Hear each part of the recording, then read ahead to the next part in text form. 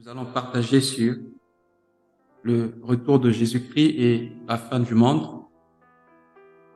Et nous aurons comme sous-thème ce soir les caractéristiques de la fin des temps. Alors, nous allons prendre nos Bibles dans 2 Timothée, chapitre 3, et nous lirons du verset 1er jusqu'au verset 5. 2 Timothée, chapitre 3, versets 1 à 5. Je lis la parole. Sache que dans les derniers jours, il y aura des temps difficiles, car les hommes seront égoïstes, amis de l'argent, confarants, hautains, blasphémateurs, rebelles à leurs parents, ingrats, irréligieux, insensibles, déloyaux, calomniateurs, intempérants, cruels, ennemis des gens de bien, traîtres, emportés, enflés d'orgueil, aimant le plaisir plus que Dieu. Verset 5. Ayant l'apparence de la piété, mais régnant ce qui en fait la force. Éloigne-toi de ces gens-là. Amen. Et bien-aimés, nous avions dit dans nos messages passés, dans la série sur la fin des temps et le retour de Jésus-Christ, qu'en tant qu'enfants de Dieu, il était important que nous connaissions la prophétie biblique. Il est important que nous ne perdions pas de vue le retour du Seigneur Jésus. Car il est écrit que l'épouse dise Maranatha, c'est-à-dire Seigneur, viens. Si nous perdons de vue le retour de Jésus-Christ, bien-aimés, on ne saura plus sur quelle base mettre notre foi. Parce qu'il est écrit dans Romains chapitre 10, verset 17, la foi vient de ce qu'on entend, et ce qu'on entend vient de la parole de Christ. Dans une autre version, la version parole vivante, il est écrit la foi naît lorsqu'on écoute l'évangile, et cet évangile est centré sur la personne de Christ et sur sa vie. Donc, bien-aimés dans le Seigneur, si vous lisez bien les apôtres et les épîtres des apôtres, vous allez constater que ces gens soupiraient après le retour du Seigneur, et c'est ce qui faisait qu'ils puissent conserver leur foi, et c'est ce qui faisait qu'ils soient fermes dans leur marche. Et l'apôtre Paul a écrit, si c'est dans cette vie seulement que nous croyons en Dieu, alors nous sommes les plus malheureux de tous les humains. Donc, bien-aimés, si nous sommes nés de nouveau, si nous sommes venus à Dieu, le but, ce n'est pas seulement que nous puissions être bien dans ce siècle ici, mais c'est aussi pour préparer notre éternité. Et notre éternité est garantie en Christ. Et c'est celui qui est en Christ va soupirer après le retour de Christ. Et Jésus-Christ revient pour ceux qui l'attendent. Et nous avions dit dans nos messages passés, lorsque nous avons partagé sur l'enlèvement de l'Église, nous avions dit que lorsque la trompette va sonner, tout le monde ne va pas écouter n'écoutera pas le son de la trompette, parce que le Seigneur vient pour ceux qui l'attendent. Est-ce que nous l'attendons? On peut dire oui. Mais bien aimés, ceux qui attendent le Seigneur ont un style de vie. Ceux qui attendent le Seigneur ont une certaine façon de faire les choses. Parce que celui qui voyage, bien aimé, a certaines dispositions, il a certaines dispositions qu'il doit prendre, sachant qu'il est en train de voyager.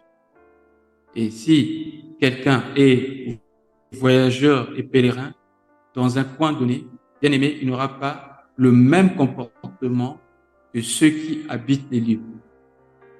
Celui qui passe dans un pays pour une semaine, il sait qu'il est de passage, il y a des choses qu'il ne va pas s'hasarder à acheter, il ne va pas acheter une maison, une demeure, parce qu'il sait qu'il est là pour peu de temps.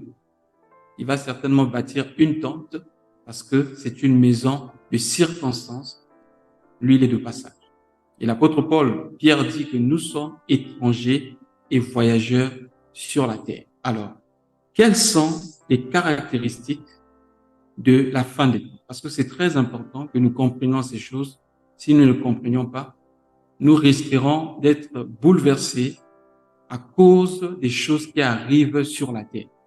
Alors que ces choses, selon la prophétie, ces choses doivent arriver. C'est très important.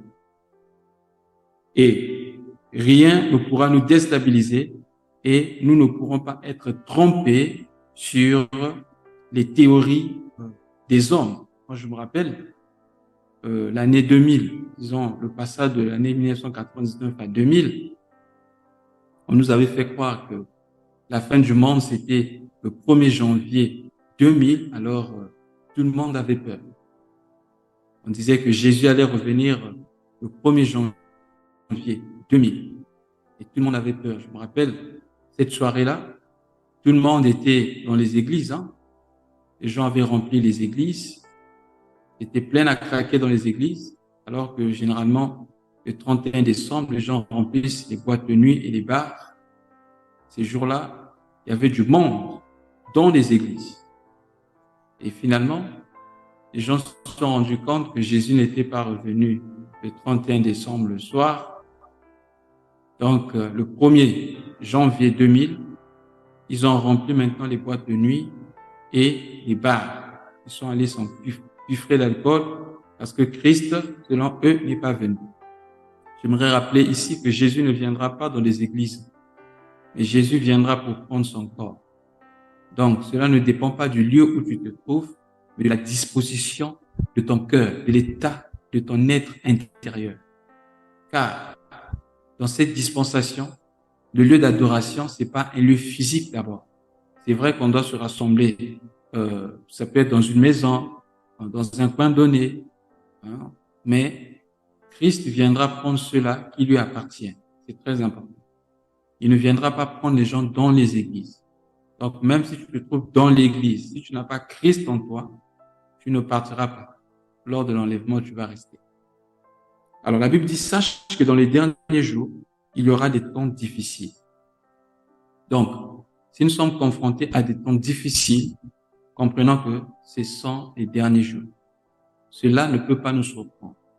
Mais ça sera difficile à l'extérieur. Nous devons veiller de telle sorte que cela ne soit pas difficile à l'intérieur. C'est là la différence. Le Seigneur Jésus, avant de partir, il dit, je vous donne ma paix, je vous laisse ma paix, je vous donne ma joie. Il dit, ma paix, je ne la donne pas comme le monde. Parce que la paix du monde dépend des temps et des circonstances. Quelquefois, on est en paix, quelquefois, on n'est pas en paix. Quand tout marche bien, on est joyeux, on est content. Quand nous croisons des événements néfastes, on est triste. C'est-à-dire que c'est comme on dit, les hauts et les bas. Les hauts et les bas par rapport à l'extérieur. Mais nous devons veiller que notre cœur ait toujours une paix stable. C'est très important. Et cette paix-là, c'est ce qui est donné par Dieu lui-même. Ce n'est pas comme la paix du monde. C'est la paix que Paul présente dans Philippiens 4, 6 à 7. Il dit, ne vous inquiétez de rien. Pourquoi? Parce que sur la terre, nous aurons raison de nous inquiéter de beaucoup de choses.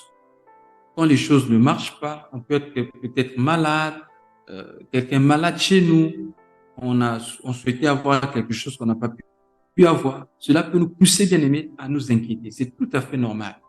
Mais la Bible dit, ne vous inquiétez de rien. Mais en toute chose, faites connaître vos besoins à Dieu par la prière et la paix de Dieu qui surpasse toute intelligence gardera vos cœurs et vos pensées en Christ. C'est très important. Voilà ce remède que le Seigneur nous donne pour surmonter les inquiétudes.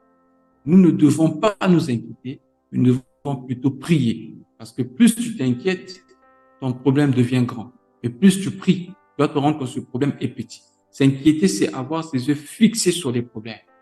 Et prier, c'est avoir les yeux fixés sur Dieu. Et Psaume 34, verset 6 dit, lorsqu'on tourne vers lui les regards, notre visage ne se trouve point de honte, mais rayonne de joie. Très souvent, nous sommes sous l'anxiété. Nous sommes sous la dépression parce que, bien aimés, nous réfléchissons trop sur les problèmes. Nous regardons trop à nos problèmes. Nous fixons trop les regards sur les problèmes. Nous devons plutôt fixer nos regards sur lui. C'est très important. Et en ce temps de la fin, bien-aimés, si nous avons nos yeux dirigés vers la terre, vers la création, vers les problèmes, vers les difficultés, il nous sera difficile, bien-aimés, de persévérer jusqu'à la fin. Mais si nous avons nos yeux fixés vers le Seigneur, alors, bien-aimés, nous allons continuer la marche. Le Seigneur Jésus a dit, quand vous verrez toutes ces choses arriver, levez vos têtes. Donc, nous sommes au temps où nous devons lever nos têtes vers le ciel. C'est ainsi que, bien-aimés, aucune chose ne pourra, bien-aimés, nous déstabiliser. Nous serons inébranlables si nous avons nos yeux fixés sur le Seigneur. Oh, bien-aimés, c'était le secret de David. Lisons un peu ça dans Psaume chapitre 15. J'aime beaucoup ce passage. Psaume chapitre 15, du verset 7 au verset 8. C'est le secret, bien-aimé, de la stabilité. Psaume chapitre 16, du verset 7 au verset... Bon, lisons jusqu'au verset 9. Psaume 16, 7 à 9. Je bénis le Seigneur, l'Éternel, mon conseil. La nuit même, mon cœur m'exhorte. Écoutez bien le verset 8. J'ai constamment l'Éternel sous mes yeux. Quand il est à ma droite, je ne chancelle point. Verset 9. Aussi mon cœur est dans la joie et mon esprit dans l'allégresse et mon corps repose en sécurité. Vous voyez, premièrement, lorsque nous avons nos yeux fixés sur l'Éternel, lorsque nous regardons constamment l'Éternel, la première des choses, mon cœur sera dans la joie, même s'il y a le trouble tout autour de moi, même s'il y a l'instabilité tout autour de moi, à l'extérieur, mais mon cœur à l'intérieur sera toujours dans la joie. C'est ce type de joie que Paul présente dans Philippiens 4, quand il dit « Soyez toujours joyeux ». Il dit, je le répète, soyez toujours joyeux. Donc, cette joie ne dépend pas des problèmes que tu passes, mais dépend de la connexion que toi, tu as avec Dieu. C'est très important. Et rien ne pourra, bien aimé, voler cette joie. Alléluia. Paul a dit dans Romains chapitre 8, je crois que c'est du verset 35 jusqu'au verset 39 là-bas. Il dit, j'ai l'assurance que rien ne pourra nous séparer de l'amour de Dieu manifesté en Jésus-Christ. Il cite beaucoup de choses. Il dit, alors lisons ça un peu, frère, j'aime ça. Romains chapitre 8. Mais je souhaiterais qu'on lise ce passage dans la version Semeur. Romains chapitre 8, je peux lire à partir du verset 32 jusqu'au verset 39. Romains chapitre 8. Bon, je commence à partir du verset 31. La Bible dit, que dire de plus? Si Dieu est pour nous, qui sera contre nous? Lui, qui n'a même pas épargné son propre fils, mais qui l'a livré pour nous tous, comment ne nous donnera-t-il pas aussi tout avec lui? Qui accusera les élus? Encore les élus de Dieu. Dieu lui-même les déclare justes. Écoutez bien le verset 34. Qui les condamnera? Le Christ est mort. Bien plus, il est vivant, ressuscité, et à la droite de Dieu, et il intercède pour nous. Verset 35. Qu'est-ce qui pourra nous arracher de l'amour de Christ? La détresse ou l'angoisse, la persécution, la faim, la misère, le danger, l'épée. Car il nous arrive ce que dit l'Écriture, à cause de toi, le Seigneur, nous sommes exposés à la mort à longueur de jour. On nous considère comme des moutons destinés à l'abattoir. Oh, bien-aimés. Mais dans la Bible dit, mais dans tout cela, nous sommes bien plus que vainqueurs par celui qui nous a aimés. Oui, j'en ai l'absolue certitude. Ni la mort, ni la vie, ni les anges, ni les dominations, ni le présent, ni l'avenir, ni les puissances, ni ce qui est en haut, ni ce qui est en bas, ni aucune autre créature, rien ne pourra nous arracher à l'amour de Dieu, que Dieu nous a témoigné en Jésus-Christ, bien-aimé. Et rien ne pourra nous arracher de l'amour de Dieu. Mais tout dépend de notre base. Tout dépend de notre motivation, de notre vision, de la disposition de notre cœur. Si Christ est le tout de notre vie, alors rien ne pourra nous déstabiliser. David avait compris cela. Il dit, j'ai la joie dans mon cœur et mon corps se repose en sûreté. Repartons un peu dans Psaume chapitre 16.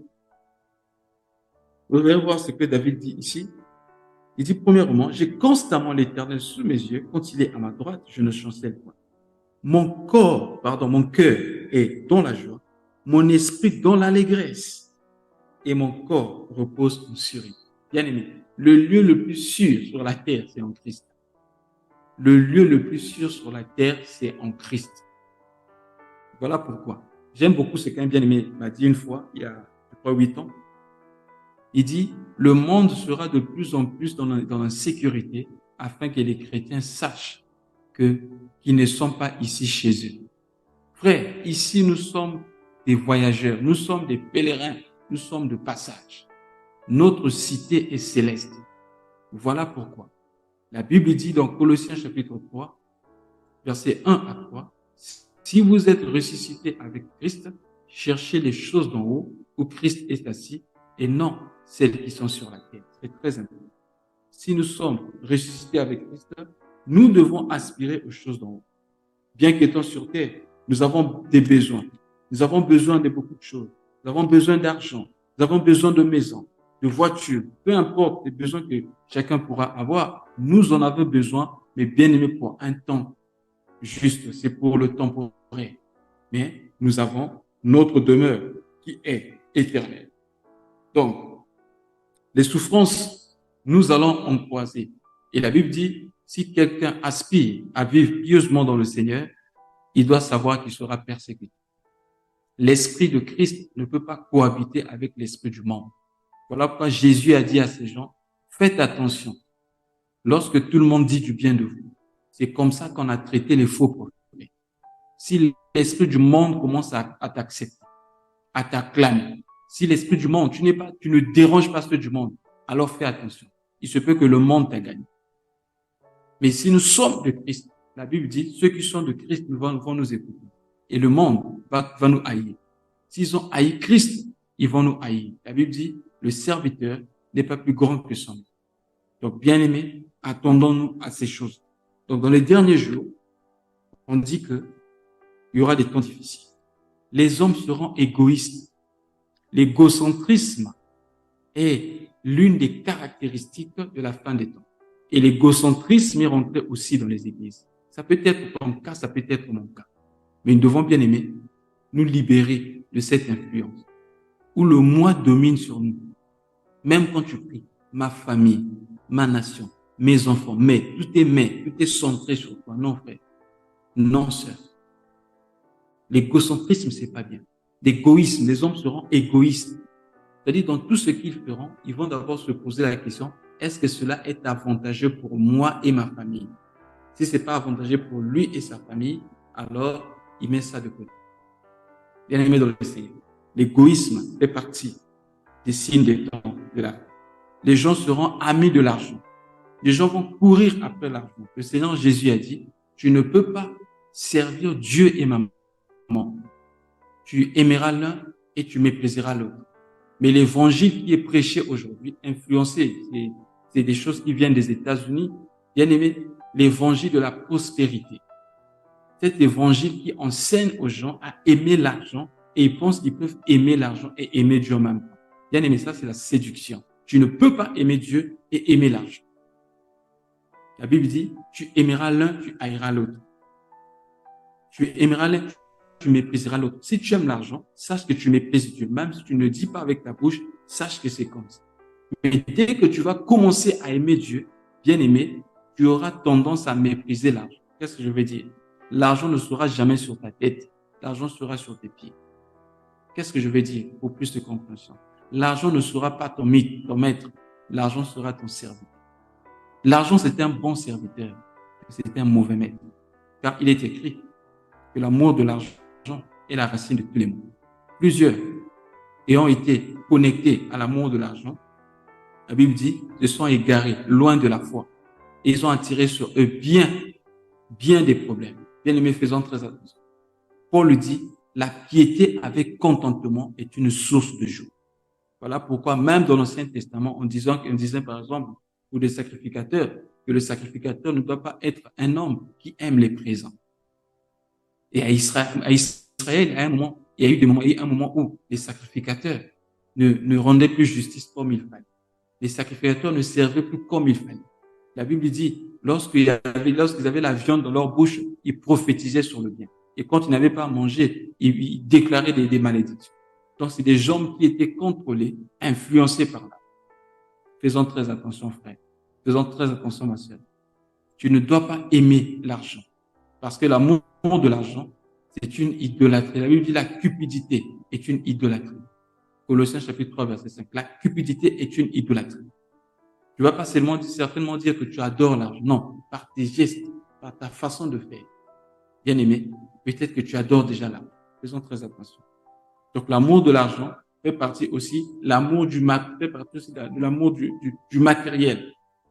Tu aimes tellement le matériel. Tu es devenu trop matérialiste. Tu es tellement attaché au matériel au point où tu as rejeté Dieu, mais tu ne te rends pas compte. Ce qui compte pour toi, c'est juste les activités religieuses. Prier, jeûner, participer au culte. C'est bien toutes ces choses. Mais si ta connexion avec Dieu n'est pas soignée, bien aimé, tu ne fais absolument rien. Quand vous lisez bien, en ce qui concerne la fin des temps, je crois que dans nos messages, personne n'a parlé de ça. Lorsque nous avons parlé des caractéristiques des temps de Noé et de Lot, la Bible dit, à l'époque de Noé, les hommes mangeaient, buvaient, mariaient, se mariaient et mariaient leurs enfants. Au temps de Lot, la même chose. Les hommes buvaient, mangeaient, se mariaient, vendaient, construisaient. C'est pas mauvais de faire toutes ces choses. Mais quand on regarde bien, les hommes étaient devenus trop matérialistes. Leur cœur était livré à l'amour du matériel. Tout ce qui comptait pour eux, c'était le matériel. Vous voyez la personne, par exemple, c'est pas mauvais, bien aimé, de beaucoup travailler, de bien gagner sa vie, de mener une vie saine, une vie équilibrée, une vie de joie. C'est bien d'avoir l'argent. Mais si tu commences à adorer l'argent, et si l'argent devient ta source de sécurité, frère, sœur, fais attention. Les gens étaient devenus trop matérialistes au point où ils avaient oublié l'éternel. Donc, la Bible dit, les hommes seront amis de l'argent. Les gens seront fanfarons. Vous savez ce que fait la fanfare? Un bien-aimé dans le Seigneur. Faire du bruit, chercher à attirer l'attention avec la présence des réseaux sociaux. Constatez seulement, vous allez voir. Ce qu'on appelle des entre-griffes chrétiens aujourd'hui. Ils aiment attirer l'attention sur eux. Il veut montrer son avis, il veut montrer ses voyages, il veut montrer sa maison, sa voiture. Il prend des photos, il place sur Facebook, il fait semblant de mettre un verset biblique. En fait, son problème, c'est montrer son habit, montrer ses biens matériels, montrer, c'est pas ce qui fait sa joie, etc. Mais il fait semblant de mettre un verset biblique. Fanfaron. Faire sonner de la trompette. C'est-à-dire attirer l'attention sur soi. Voilà ce que nous trouvons en ces temps de la vie. Les gens qui vont faire des dons, après, ils prennent des photos ou c'est filmé, ils publient cela. Bien aimé dans le Seigneur. Ce n'est pas normal. Jésus a dit dans Matthieu chapitre 6, lorsque tu donnes le monde, personne ne doit le savoir. Il va plus loin, il dit, même en faisant le monde, que ta main gauche ne sache pas ce qu'est fait ta droite. Mais qu'est-ce que nous voyons aujourd'hui au milieu même des enfants de Dieu? Vous partez faire des dons dans les orphelinats ou dans les maisons des gens de troisième, des vieilles personnes, ou encore vous partez aider quelque part. Non, vous faites des photos et vous placez sur des réseaux sociaux. Vous livrez ces photos en public sans même l'autorisation de ces gens-là. Ne savez-vous pas que, bien aimés, vous dérangez leur dignité? Ces hommes, c'est vrai, ces gens peuvent être pauvres, mais ils ont une dignité à protéger. Lorsque vous publiez comme ça, ce n'est pas normal. Et ce n'est pas biblique. Vous cherchez à attirer l'honneur des hommes sur vous. Vous cherchez à attirer l'attention des hommes sur vous. Nous faisons la même chose avec les hommes dits de Dieu. En train de pratiquer la délivrance, ou pendant que les gens prient, pendant que les gens tombent, ils prennent des photos, ils prennent des vidéos, ils mettent ça sur Internet pour montrer qu'ils sont puissants. Sans même l'autorisation de ces gens. Est-ce que c'est normal? Oh, bien-aimé dans le Seigneur. Les gens seront fanfarons, hautains, bien-aimés. C'est cette dimension où vous voyez certaines personnes qui ont l'habitude de regarder les autres vers le bas. Ceux qui ont l'habitude de mépriser les gens hautains, ils se sentent toujours au plus élevés que les autres. Il parle avec mépris. Il agit avec mépris. Ce sont les caractéristiques de la fin des temps. Et si la Bible nous parle de ces choses, c'est afin que, bien-aimés, qu'on ne trouve pas ces choses en nous. Nous ne devons pas être, bien-aimés, hautains. La Bible dit Dieu est grand par son pouvoir, mais Dieu ne méprise personne.